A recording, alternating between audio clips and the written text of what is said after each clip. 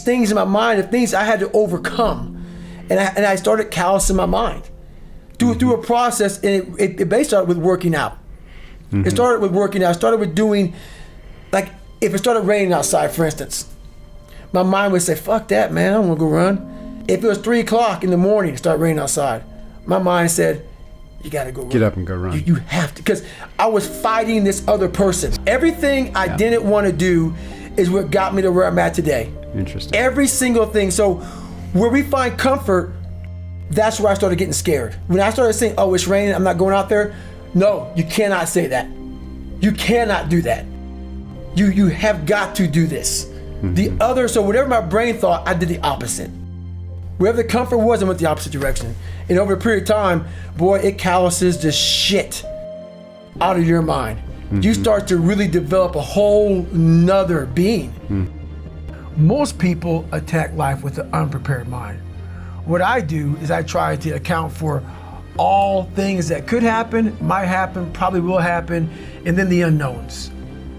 So basically, I can't account for everything, but I do know there could be some things that come up in life that you need to be ready for. I know for a fact I'm not gonna wanna work out tomorrow. Therefore, I'm preparing my mind for that. I don't wanna do that. I know tomorrow will come with some difficult decisions to make. Preparing myself, not in a morbid way, but just like, look, man, be ready for life. Don't let life just start attacking you left and right. Make sure that you start to build a mental armor so then you're ready for life. And that comes with a very physical way, and the physical helps out the mental. But honestly, it was, I realized at a young age how to change myself was through discipline. And the military didn't teach me that. It was something I realized I had zero discipline, zero self-discipline. And I realized I have to start developing this. And I started really because I was horrible at reading and I was horrible at writing. I have so many learning disabilities, it's not even funny. So I just sit down at the table and spend so much time in this, reading and writing and learning. And that kind of translated over to my self-discipline with working out. So that's where it started. I started when I was about 16 years old and said, well, I'm a 4th grade reading level. You know, let me go ahead now and start really focusing, because I'm not gonna get in the military because I got to pass the test. Yeah. So that's where it started for me. It's more important to own your weaknesses. You got to really triple down on those, man. Because why? You want to become a full human being. We like to run away from weaknesses. Like, for instance, if you're good at running, all you want to do is run. Mm. If you're great at reading, you have several books. But we don't do those things that we're not good at. So for me, I realized, shit, man, like, I keep on running away from these things I'm not good at. I have to dive into these things. I have to become one with these things, and that's what happened. And so I own them both, and I talk very openly about them both. Well, what drove me a lot, and it's kind of funny, growing up, being the kid I was, I found strength in different movies. So I come home, in one movie I found a lot of strength, and it's funny as it may seem, but I visualized this scene. I do it today during the pull-up record. I did 4,030 pull-up. The last time I did it, I actually got it. It took me 3 times. I played one song for 17 hours, pretty much. And it's from this movie, Rocky 1, round 14. I related to the person in the movie, but just the one scene when Apollo's beating the shit out of Rocky. He falls in the corner, and everybody, and Rocky, and Apollo turns around, arms up, happy as shit. I got this guy. He turns around not knowing that Rocky's trying to get up off the canvas. Mickey's his trainer, saying stay down. Right. Everybody's saying, you did good. You did good. You went 14 rounds with the champ. Rocky didn't hear shit.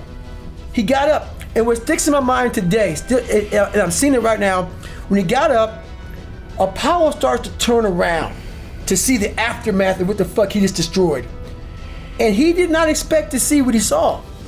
And what I see out of the whole movie, I see Apollo Creed's face. And I said to myself as a young kid, I want to be that.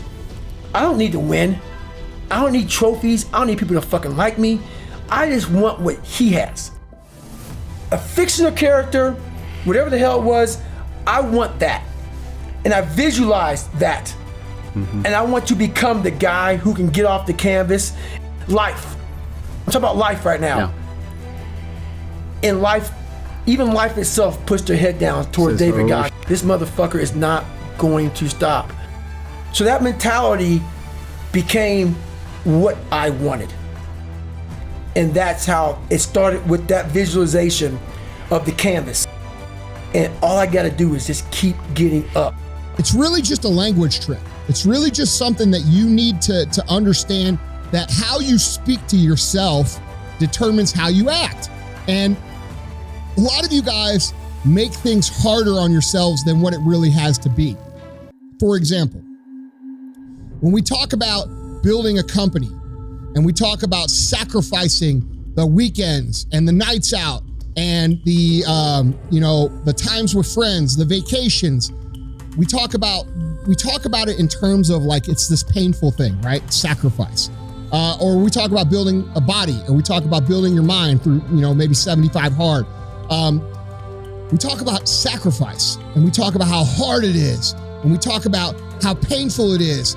And we almost like hang our hats on that. And I get that. I do that as well. Like, I like to think I'm a bad motherfucker. I like to think I'm putting in the fucking work nobody else will do. And that makes me feel good. But the problem with that, guys, is that sometimes that language can actually make shit artificially harder than what it has to be. And so I want you to do this. I want you to stop thinking of things in terms of sacrifice. And I want you to start thinking in terms of investment. All right? One of the biggest mistakes that you will make as a human on a path to success, whether that success be financially, physically, spiritually, in interpersonal relationships, whatever it is, or success in all areas, when you think of it as a sacrifice, you're making it extra hard on yourself. And so what I want you to do is I want you to start thinking about investment. And I want you to understand that when you miss the weekends with the guys, or miss the night out with the girls, or you pass on the trip, or you do this, you're not sacrificing anything. You're actually making an investment, because the investment is delayed gratification, and you just haven't seen the payoff yet. All right? So when you miss a night out to work out, you're not sacrificing a night out. You're making an investment in the future. And that investment in the future is going to create a better life. It's going to create more money. It's going to create better relationships. It's going to create a better body. It's going to create more confidence. When you're getting something in return for what you're giving up, it's not really a sacrifice, it's an investment. And this is something that all of you guys need to get really clear on, because as men especially, and some women, we like to feel tough. We like to feel badass. And I'm guilty of pushing that a little bit, sometimes too, because I like to feel badass. But the truth of the matter is that when I skip something fun to do something that's hard, I know that there's a payoff coming later. And what this really comes down to is understanding delayed gratification. And if you guys can understand and make the decisions that delay the gratification, you're making an investment. A sacrifice is really just you giving something up. And it sounds like shit. What sounds better?